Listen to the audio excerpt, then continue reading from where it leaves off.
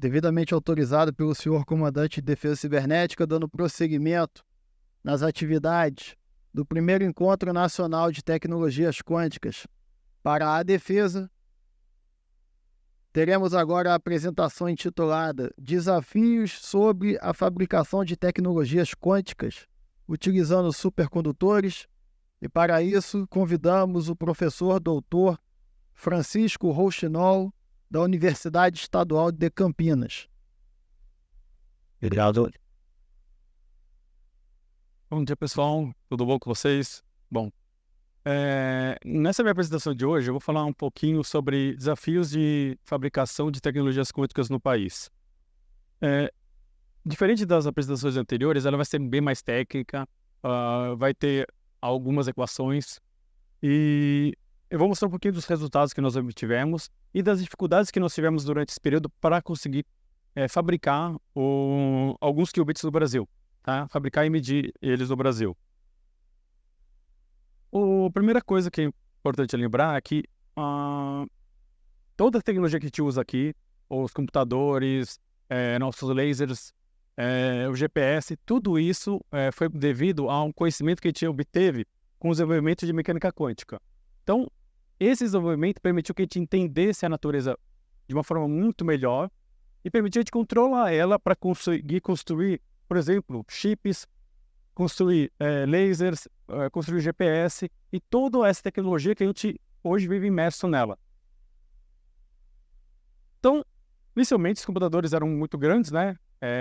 Difíceis de trabalhar, e hoje em dia, os computadores quânticos, pelo menos os supercondutores, eles também estão nessa fase, que são máquinas muito grandes. Por exemplo, isso aqui é uma máquina que é o meu refrigerador de diluição, que é onde a gente coloca o chip para fazer as medidas aqui. E, de novo, você vê aqui que é um instrumento extremamente grande. Tá? Então, o que a gente está querendo fazer aqui? Reproduzir parte dos conhecimentos já adquiridos fora do país para conseguir ter essa tecnologia desenvolvida, fabricada e medida no país. Tá? Então, vocês já viram que a Google, IBM, IonQ e várias outras empresas estão desenvolvendo diferentes processadores quânticos. Tá? Então, são esses chips que conseguem utilizar lógica quântica para fazer operações. E o que a gente está querendo fazer aqui é a mesma coisa. Então, a gente teve financiamento da FAPESP aqui, conseguiu comprar parte dos equipamentos necessários para isso, e um desses equipamentos é esse aqui, que é o nosso refrigerador de diluição, e aqui embaixo é onde a gente põe o nosso chip que faz o processamento. Tá? No final, ele é colocado aqui dentro dessa latinha aqui dentro, né? A gente coloca ela aqui dentro para isolar ela do ambiente e poder fazer processamento nela. Então, qual que é a novidade aqui em relação ao que era feito antes? A gente tem algumas características físicas novas que a gente pode utilizar para fazer processamento. Entre elas, superposição, emaranhamento e tunelamento coerente. Então, fundamentais para que a gente consiga ter sinais desse processador para fazer as operações utilizando toda esse conhecimento de informação quântica que foi desenvolvido nos últimos 120 anos. Então, o que é interessante que nós temos agora? É que, anteriormente, a gente só usava 0 e 1 para fazer todo o processamento. E agora, a gente, além de poder usar o estado 0 e 1, a gente pode usar também a superposição desses dois estados para poder fazer processamento.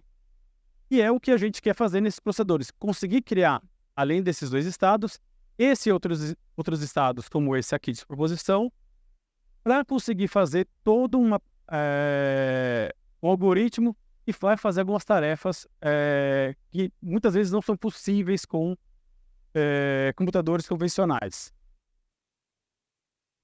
Então, como que a gente consegue fazer isso? Para fazer esse tipo de processamento, a gente vai precisar ter o domínio da primeira revolução quântica, que é todo aquele desenvolvimento feito já utilizando a quântica do começo do século passado. Então, toda a parte de GPS, a parte de lasers, toda a parte de chips, e também vai precisar de toda a tecnologia desenvolvida na parte da revolução digital. Tá? Então, toda essa tecnologia de segunda geração quântica é baseada no conhecimento adquirido nessas duas áreas. Então, você precisa de chips clássicos que vão fazer várias operações que não vai ser feita no chip quântico. Você precisa de várias tecnologias desenvolvidas nessa parte da primeira revolução quântica para conseguir chegar nessa segunda revolução. Então, nesse ponto, eu queria relembrar que todo esse desenvolvimento de tecnologia quântica de segunda geração vai ser baseado no domínio anterior das tecnologias desenvolvidas nos últimos 100 anos. Então, toda a parte de semicondutores, toda a parte de fabricação, toda a parte de materiais, tudo é necessário para que a gente consiga entrar na área da revolução quântica de segunda geração. Então, como que a gente faz isso? A ideia nossa é utilizar o que a gente chama de eletrodinâmica quântica, só que agora de circuitos, tá? Que é a nomenclatura que nós usamos na área, tá? E isso que é muito parecido com o que é feito em eletrodinâmica quântica de cavidades, que é usar luz presa entre basicamente espelhos e colocar átomos dentro dela para poder fazer as nossas operações. E no caso, os elementos principais dessa tecnologia são squids, cavidades de micro-ondas, ressonadores e alguns sistemas híbridos que a gente coloca nesses sistemas. Então, qual que é a base dessa ideia? Então, a gente começa ali relembrando um pouquinho dos circuitos clássicos, capacitores, indutores, resistores e toda a tecnologia desenvolvida, desde o primeiro transistor até os chips complexos que nós temos hoje. Nessa área de circuitos supercondutores, a gente está fazendo algo muito similar a isso. Tá? Então, muitas das ideias utilizadas aqui estão dadas nessa área. A diferença aqui é que a gente vai ter agora essa propriedade de superposição que a gente fala tanto na área. A gente vai ter um capacitor, como, por exemplo, a carga proposta dos dois lados do capacitor, ou se não, o fluxo correndo nas duas direções do indutor. Então, é algo que a gente consegue criar no laboratório e medir. Então, a gente quer controlar, não só criar isso, mas como controlar esse tipo de comportamento da natureza na matéria. Então, basicamente, isso aqui é basicamente o circuito LC, é o que a gente usa no nosso sistema. A gente faz basicamente ressonadorzinhos lá dentro para poder fazer o nosso sistema de medida. A diferença aqui toda é que a gente quer criar esse tema ver a discussão é algo que para criar esses osciladores e observar propriedades quânticas existentes desses sistemas. Tudo isso é devido a necessidade que o nosso sistema de medida com o sistema quântico dentro dele interagem no regime quântico. E aí a informação vai sair desse sistema, um sistema clássico, e vai decodificar essa informação. Então, a gente tem que ter algum ente que vai fazer essa transdução para a gente. Então, aqui algumas medidas feitas no nosso laboratório que representa uma medida de uma cavidade, mostrando o comportamento observado aqui também, onde a gente observa os estados de energia dos fótons dentro da cavidade. Então, a gente consegue criar já no Brasil esses tipos de sistemas. Já é algo que foi feito nos grupos fora do país em 2006, então é algo que já é conhecido, mas a gente conseguiu reproduzir aqui e ver que é possível também construir aqui. Isso leva à questão de por que a gente precisa de qubits, por que a gente precisa fabricar esses qubits. Isso tudo está a ver que os níveis de energia, os circuitos desses ressonadores, eles são todos iguais. Então, a gente pode ver aqui, todas as energias são iguais entre todos os níveis de energia do sistema. Mas no caso de sistemas atômicos, que é onde a gente pode criar qubits existentes na natureza, esses níveis de energia são diferentes. Tá? Então, o que a gente quer? A gente quer criar um sistema que a gente possa criar dois estados, por exemplo, aqui o estado 0, o estado 1, dentro do meu circuito, tá? E eu possa externamente mudar o estado 0 para 1, fazer uma mudança no nosso chip e controlar isso, sem perturbar os outros níveis. Então a gente quer criar o que a gente chama de um sistema não harmônico desse sistema. E por isso que a gente precisa de elementos que vão fazer isso. O elemento que a gente utiliza para isso é a junção Josephson. O Fernando aqui trabalhou muito nisso. Já deve ter visto muitas dessas aqui. O que a gente faz essa aqui é uma junção construída por nós lá no laboratório, né? E aqui é a representação em esquema dela. A ideia é que a gente tenha a tecnologia de construir um elemento que é representado aqui por esse símbolo. Esse elemento aqui, ele apresenta uma característica não linear. É o que a gente precisa para construir o nosso qubit. E ele tem outra característica interessante. Ele não dissipa energia a hora que a corrente passa por. Então, ele permite a criação da coerência quântica desse sistema aqui. E isso que é o fundamental, conseguir construir esse elemento aqui de forma diariamente, sem ter dificuldade. Porque parte do processo não é o fim do trabalho. Então, como a gente faz isso? A gente tem um metal aqui que tem a característica de supercondutividade. A gente cria uma barreira, no caso aqui, isolante entre um metal e o outro metal. E com isso a gente cria o que a gente chama de junção Josephson. Representa normalmente como um capacitor, né, que são dois metais separados por um isolante, e essa junção aqui que é a propriedade quântica, tá? Dentro dessa parte aqui. Então, o que é interessante desse sistema aqui? Se a gente começa a trabalhar toda a física existente dele, a gente consegue separar tanto a energia devido a esse capacitor que existe no sistema, como a energia devida à junção Josephson, essa característica quântica do nosso sistema. E esse sistema, esse elemento, apresenta um comportamento que não é como se fosse um ressonador normal, conhecido por todos, o circuito LC. Os níveis de energia dele não são todos idênticos.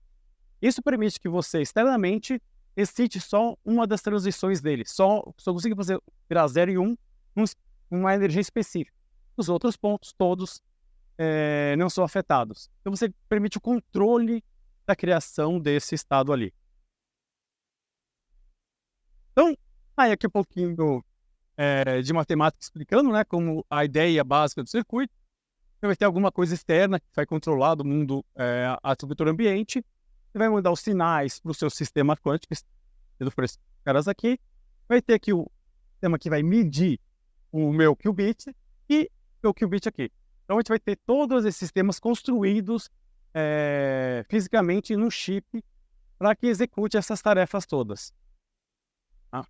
E o que é interessante é que esse tipo de circuito é muito estudado pelo pessoal todo de óptica quântica. Muitas das ideias físicas são compartilhadas com toda essa turma de óptica quântica que faz isso há muitos anos e faz isso muito bem. O Brasil teve grupos muito bons no Rio desenvolvendo isso.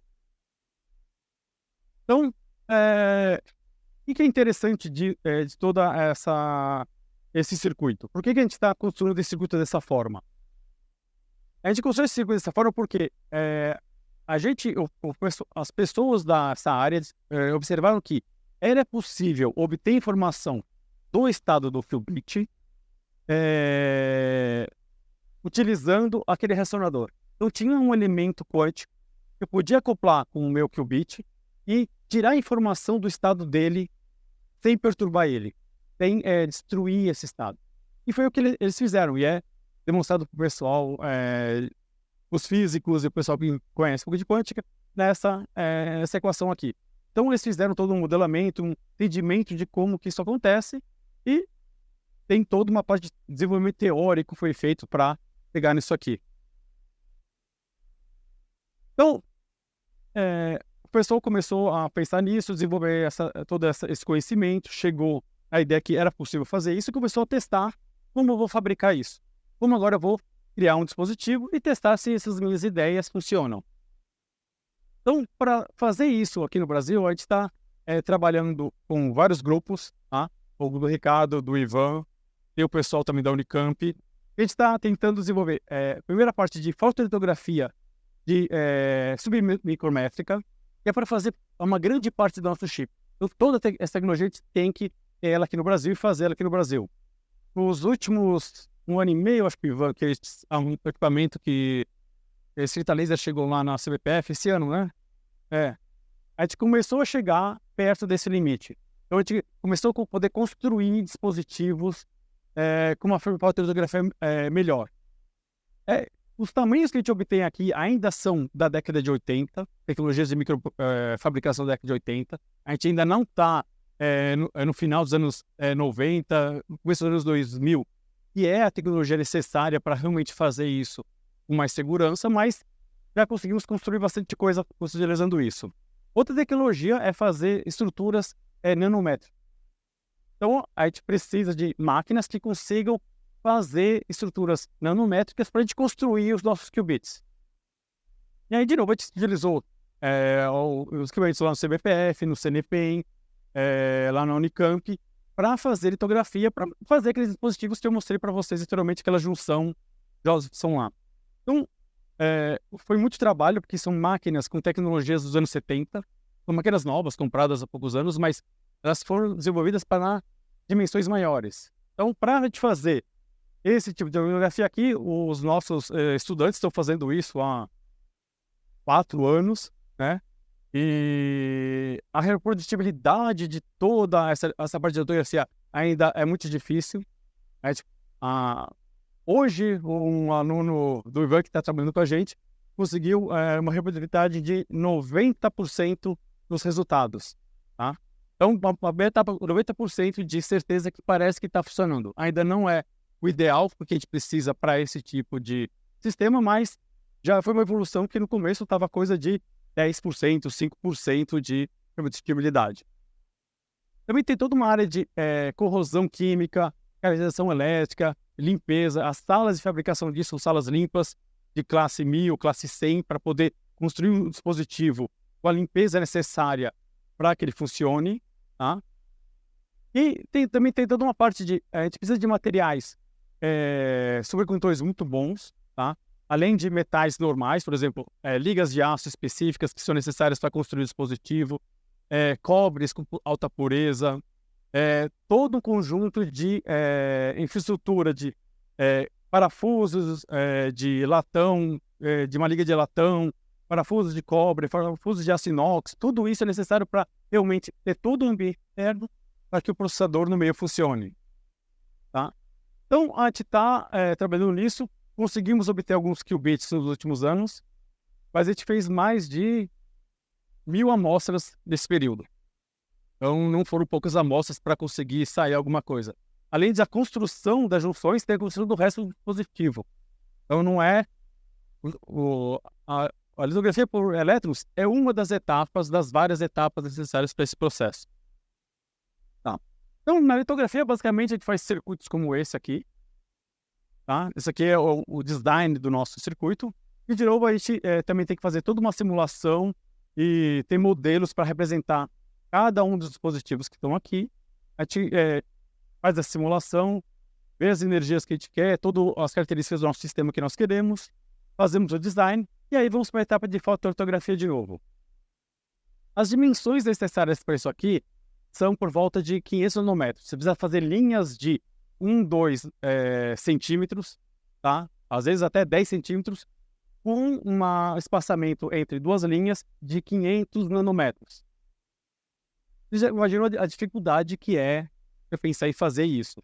É uma tecnologia que acho que nos anos 2001, 2002 já faziam na indústria de semicondutores, mas a gente está desenvolvendo para tentar fazer isso aqui no Brasil também, esses sistemas. E a gente conseguiu algumas vezes. Algumas das nossas amostras apresentaram resultados muito bons. E, inclusive, eu vou mostrar algumas medidas. Tá.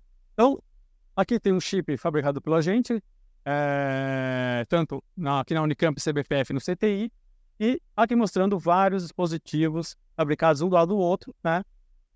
A gente faz centenas de dispositivos cada vez que a gente faz um trabalho, e apenas 1 ou 2 no final são usados, porque muitos deles se perdem.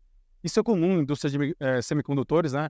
A o número de dispositivos SAI que funciona, quando chega a 80%, 90%, é uma maravilha. E cada chip não tem a propriedade do outro.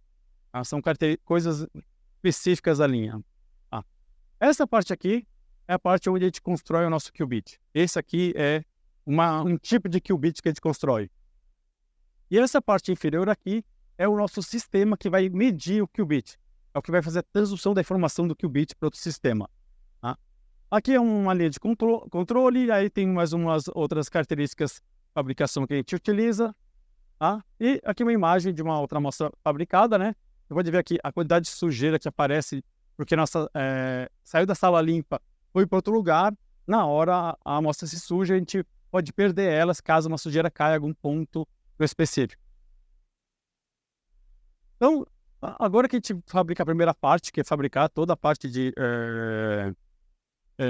fotolitografia, que são as estruturas maiores, a gente parte para a fabricação das estruturas nanométricas. Tá? Então, de novo, a gente faz a mesma coisa, faz o design, vai ver quais são as características que a gente vai ter nesse sistema, e aí a gente constrói a junção. Para isso, a gente utiliza a tecnologia de litografia por feixe de elétrons. Tá? Então, aqui é um exemplo de uma máquina. Essa aqui, se eu não me engano, é a que está no CCS na Unicamp. Nós também utilizamos muito a máquina que tem no CBPF e no CNPq. São máquinas de tecnologias de 30 kV, e foi desenvolvida no meio dos anos 70. Tá?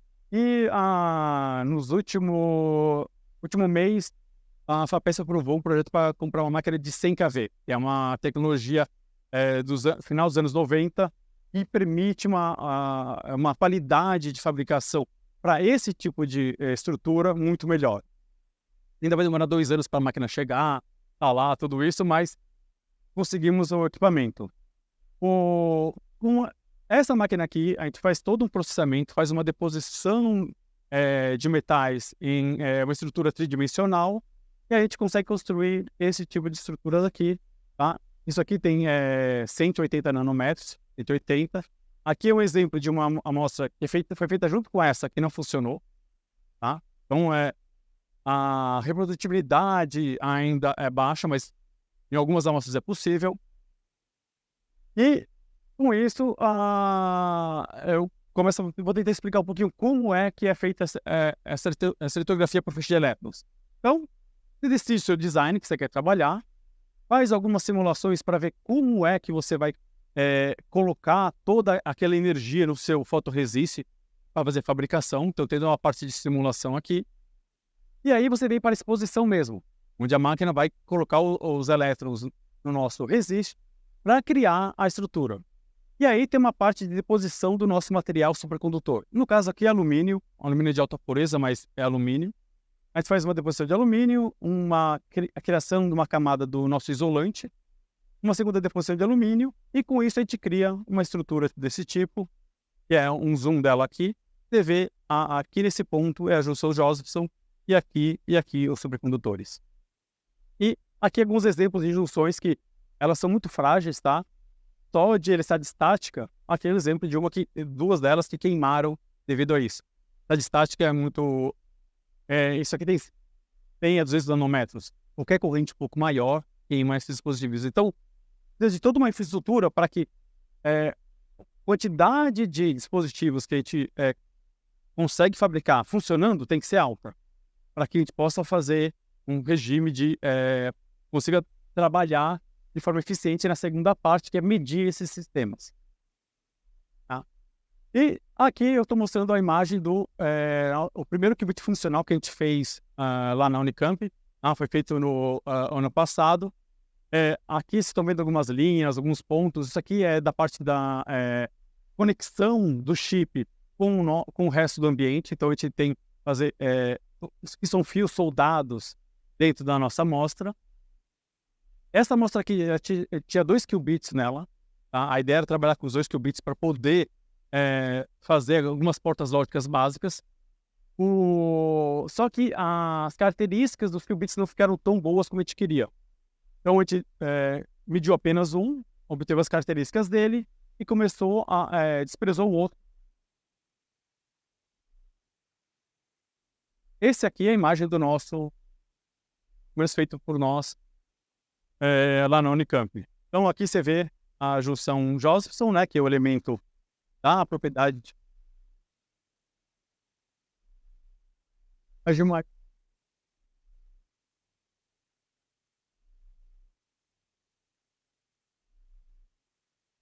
Cada uma tem 100, 200 amostras dessas, uma ou duas boas que saem é o que a gente usa para poder fazer essas medidas. E, por acaso, né, cada medida dessa, eu tenho uma amostra que está sendo medida há 3 meses agora no laboratório. Como que eu faço essa parte de fabricação das junções? Então, toda a parte de litografia, etching, corrosão, é tudo feito em laboratórios do CBPF, do CTI, do CNPEM, que são abertos, que a gente vai utilizar esses laboratórios, mas a parte da fabricação da junção, a gente tem um equipamento específico dedicado a isso. Devido às características de pureza que precisa para esse sistema, tem um sistema dedicado que é só utilizado para isso aqui.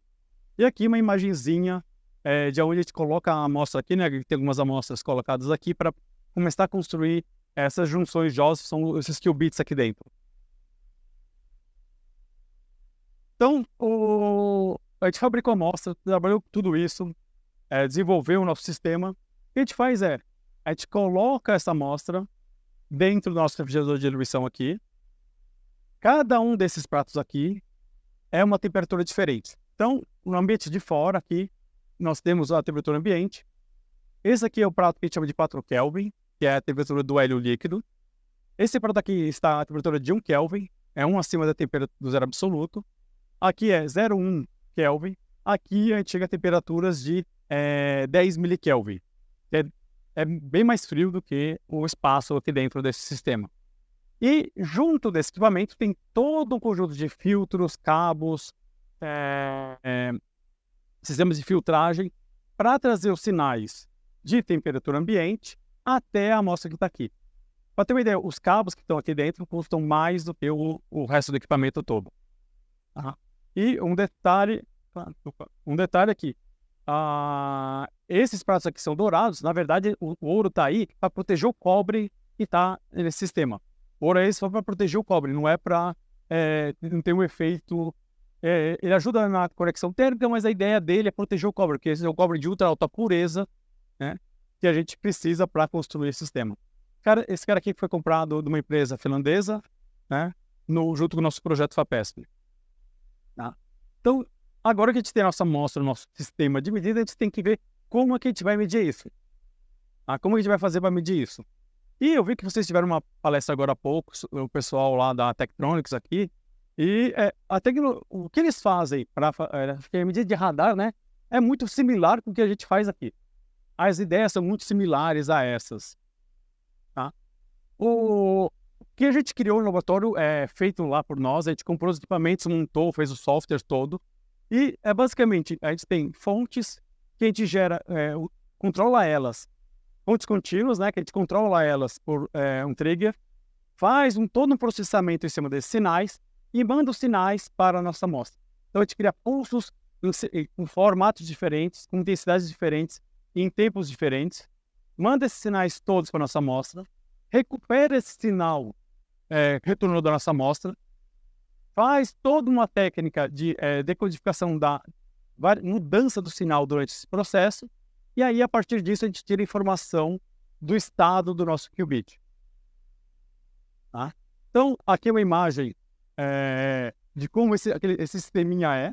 Esse sisteminha aqui é esses 3 racks aqui, esse aqui é o osciloscópio, eu tenho uma imagem aqui mostrando osciloscópio, pontos de sinais aqui embaixo, trigger, aqui o computador controlando tudo isso, e aqui uma medida sendo feita, aqui no caso é o aluno do Ivan, o Arthur, fazendo uma medida no laboratório, Então, esse esqueminha aqui é todos esses cabos misturados aqui para construir isso. Então, cada cabo aqui tem uma característica especial que você tem que comprar, os filtros ou você compra ou você tem que construir eles, precisa de alguns materiais específicos, então tudo isso a gente teve que desenvolver. E todo um conjunto de amplificação de sinais para eles retornarem, mantendo as características quânticas. Eu posso amplificar o sinal e introduzir ruído e perco o meu sinal lá dentro. Então é como amplificar o meu sinal sem perder a informação do meu estado quântico, do meu sistema. Tá? Então, um pouquinho das medidas que nós fizemos, né? A gente fez medidas já, cavidades, qubits, algumas dessas medidas também foram feitas em algumas amostras desenvolvidas lá no laboratório. Tá? Então, como a gente começa a fazer isso, a primeira coisa é medir a cavidade, que é quem vai medir o nosso qubit. A primeira parte que a gente faz é ver se a nossa cavidade que a gente fez funciona. Depois a gente faz a segunda parte, vamos ver se nosso qubit está vivo, se tem um qubit lá dentro ou não. Então, a gente faz uma medida do qubit, e aqui uma medida que a gente fez no laboratório, mostrando que, pelo menos para a gente que trabalha aqui, mostrando que o qubit está vivo. Tá? E aqui, uma medida de dois qubits diferentes. Aqui nosso primeiro qubit fabricado no Brasil é um qubit 2D, e aqui um qubit 3D medido aqui em cima. Tá? E aí começa a fazer umas caracterizações do nosso qubit para ver como ele está se comportando, como é que esse nosso bit quântico está funcionando. Tá? Então, aqui é o nosso um qubit 3D, que inclusive está sendo medido agora, né? Aqui é a estrutura dele, ele está colocado nesse chip aqui, nessa estrutura aqui que foi fabricada pela gente, e aqui você vê algumas informações que a gente utiliza para controlar o nosso sistema. E aí a gente tem o nosso qubit, e a gente quer agora medir, de novo, construir um dispositivo que vai medir a energia do qubit, vai falar assim, meu qubit tem essa característica específica. E a gente faz essa medida, de novo com aquele sistema lá modificado, inclusive é um pouquinho mais complexo o sistema para isso. Obter informações como essa aqui, que é o estado de energia da cavidade, o estado quântico de energia da cavidade, a gente faz essa medida para ver se o nosso transdutor está funcionando do jeito que a gente quer, que é uma outra medida desse mesmo sistema. E a gente vem para a parte de como isso tudo é feito. Então a gente usa a tecnologia, e pelo que eu percebi, é muito similar com o que vocês utilizam para radar, né? No caso, a gente tem um sinal que a gente quer modular, modulado por essas duas partes aqui, e aí tem a saída do sinal aqui. Então a gente controla essa modulação nesses dois lados para sair o sinal do outro lado aqui. Na hora que a gente fala parece muito simples, mas na hora de executar os dispositivos não trabalham do jeito que a gente acha que trabalham. Então esse esquema aqui não é exatamente o que acontece lá. É bem mais complexo na hora de trabalhar, mas acontece. Mas o que eu quero transmitir para vocês então, controlando os sinais que eu coloco aqui, eu consigo operar em cima desse bit quântico, consigo modificar a característica dele. E isso é o primeiro passo para eu poder fazer aquelas operações lógicas necessárias para fazer os algoritmos quânticos que a gente quer executar. Tá? De novo, aqui um sistema, né? Um sinal eu mantenho a temperatura ambiente, outro sinal eu mando para a minha amostra, comparo os dois no final, retiro as informações que a gente chama de IQ, e aqui é mais a ideia básica da técnica, como é feita, né? Tem os dois canais, os sinais retornados pelos dois canais, a gente faz trabalha digitalmente em cima desses sinais, recupera a informação do nosso estado quântico a partir desse sistema aqui. Aqui é bonitinho, na verdade, esses sistemas aqui são muito mais ruidosos, tem todos problema de ruído dos amplificadores, ruído do sistema. A gente trabalha com as energias que envolvidas no nosso sistema, são por volta de menos 140 dBm. Então, o ruído térmico é muito maior do que isso. Então, tem todo o conjunto de amplificadores que eu estava tentando comprar fora do país, mas hoje em dia já não é mais possível, eles não vendem mais. Ou alguns outros amplificadores criogênicos que eu tenho no equipamento, eu tive que assinar um termo dizendo que ele não pode usar para a área militar nem para a área de nuclear. Uma parte dos equipamentos de medida também eu tive que assinar esses termos avisando que não é possível utilizar para isso. E continuando aqui. Então, o que a gente está a partir de agora é tentar no futuro utilizar placas de FPGA para fazer esse tipo de sistema. Então, construir um sistema homemade, utilizando tecnologias mais fáceis de adquirir no país, para conseguir construir esse sistema. Então, aqui mais um exemplo do nosso sisteminha, né? Cada um dos amplificadores e EQs são dentro do nosso sistema de medida, o nosso gerador de funções aleatórias. E Aqui, uma medida de RAB feita nesses qubits que a gente tem. Então, essa aqui é uma primeira medida que a gente faz, mostrando que a gente tem um qubit dentro do nosso sistema, e esse sistema tem a característica quântica, mostra que tem coerência existente nesse sistema. Então, eu consigo ver aqui quanto tempo esse qubit vai estar com as características quânticas que são necessárias para poder operar em cima dele. Então, o que eu estou caracterizando? Eu vou criar meu qubit, vou criar o estado quântico, quantas operações eu posso fazer em cima dele antes que eu perca a informação quântica dele. E aqui é outra medida que chama de T1, que é a medida de novo caracterização do sistema. Nesse caso, esse qubit aqui estava com um tempo de um T1 por volta de 100 microsegundos, o que é grande para esses tipos de sistemas. Tá? E a medida de T2, que é o tempo de quanto tempo eu consigo manter meu qubit no estado de superposição. Quero criar um estado de superposição, que é uma das características necessárias para esses sistemas funcionarem. Aqui é essa medida, de novo mostrando que eu posso fazer operações por volta de 5 a 10 microsegundos. Então, se eu conseguir operar rapidamente nele, eu teria esse tempo de operação antes de ele perder a informação que eu quero.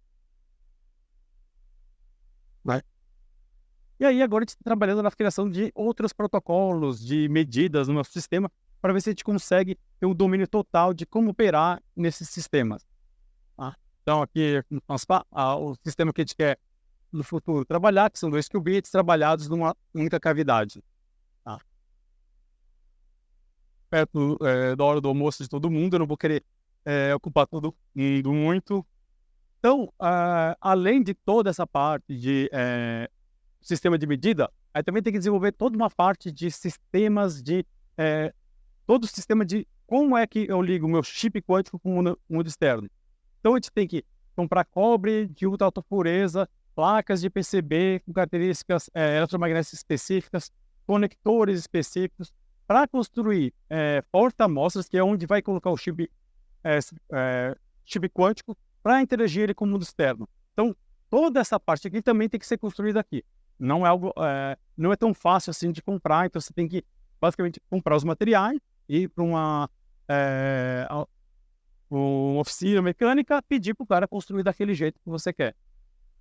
Tá? Aqui é um outro exemplo, aqui é um outro chip que a gente está trabalhando aqui.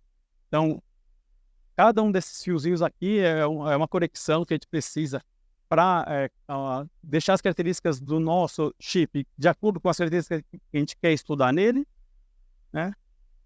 E vocês veem que o número de horas que é necessário para fazer isso aqui. Parte disso aqui foi feito lá com o grupo do Ricardo lá no CTI, e parte no nosso laboratório mesmo. Então, para começar a terminar essa apresentação, ainda é muito difícil fazer isso no Brasil, porque o número de tecnologias, de know-how envolvido para se fazer isso é muito grande. A gente perde muito tempo focando em coisas acessórias, técnicas acessórias para o processo. O processo não é desenvolver litografia. Isso é algo que tem que ter no sistema pronto. Eu sou um usuário da tecnologia para trazer isso para o meu laboratório. Isso é um exemplo que eu gosto de dar, porque eu trabalhei 5 anos nos Estados Unidos num grupo que era financiado pela IBM e pela Raytheon. Essas duas empresas pagavam 10 laboratórios dos Estados Unidos, 10 grupos de pesquisa de universidade, para eles fazerem protótipos para ele. Porque era muito mais rápido dar o dinheiro para a universidade, desce lá no seu laboratório de microfabricação, que é nacional, aberto, fabrica a minha amostra, testa, se ficou boa, você manda para nós aqui. E os alunos desciam lá, em 2 dias, tinha o sistema todo pronto. Aqui a gente tem que desenvolver toda a parte de como vai tecnologia de microfabricação. A gente perdeu essas informações usando, porque a pessoa especializada nisso foi embora do país, trabalhar em outro lugar. Ou a máquina está quebrada, não tem o resiste, não tem o material. Então toda essa parte lá fora era deixada para outro grupo fazer, outro centro fazer. Outra parte é de continuação, porque um aluno trabalhando no laboratório, ele desenvolve toda uma tecnologia, desenvolve o conhecimento, e ele tem que passar para alguém quando ele for embora. E depois de 4, 5, 6 anos, ele vai trabalhar em algum outro lugar, não dá para ficar com a gente. Ele vai para uma empresa no Brasil, muitas empresas não absorvem ele para esse tipo de trabalho. Ah, ele vai virar gerente de uma empresa fazendo administração. Ele não vai fazer isso.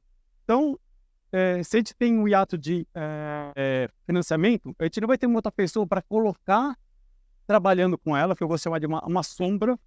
Cada aluno tem uma sombra que fica junto com ele para aprender o conhecimento enquanto essa pessoa está trabalhando lá. Para ganhar aquele conhecimento e esse conhecimento ser passado para a próxima geração. O problema de máquinas que quebram, às vezes demoram 6 meses para voltar a funcionar. Isso tudo atrasa muito o processamento.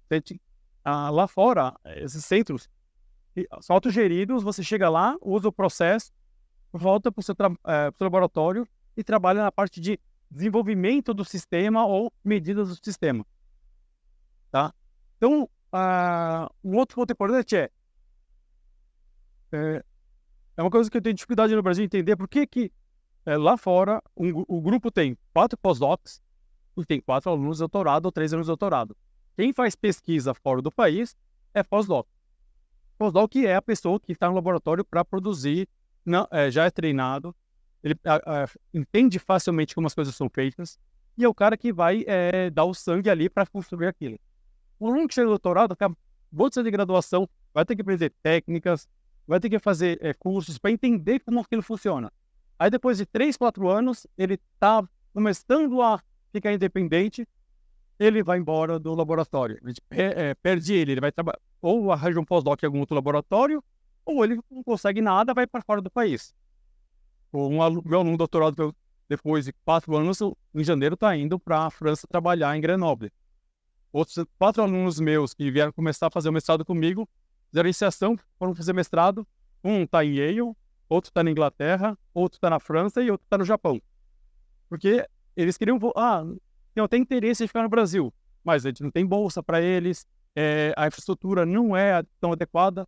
Então lá eles têm esse ambiente de poder desenvolver tudo isso sem se preocupar com eu não preciso aprender a técnica de litografia, eu preciso usar ela.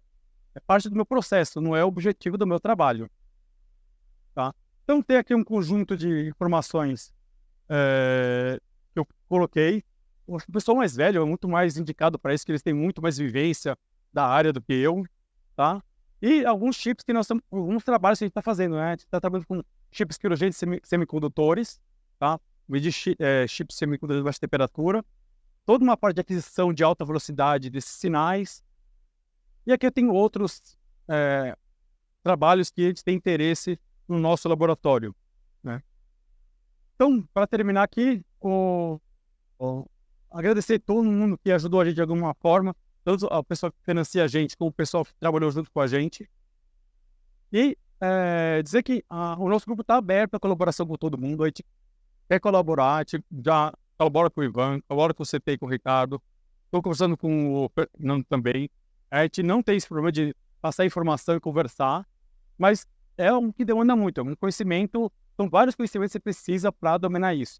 E a gente está aberto para posições tanto para doutorado como para pós-doc. Agora é só brigar para arranjar a bolsa para poder pagar o pessoal, que sempre é difícil, né? Obrigado, pessoal, e boa tarde já.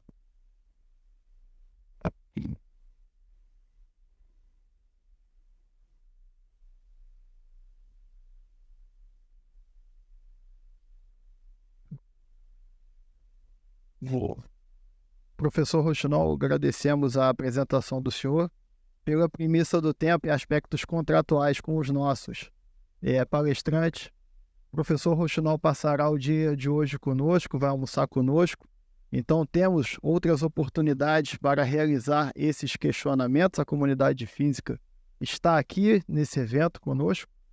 E nesse momento, gostaríamos de convidar o senhor comandante de defesa cibernética para realizar a entrega de uma lembrança institucional ao professor Rochinol.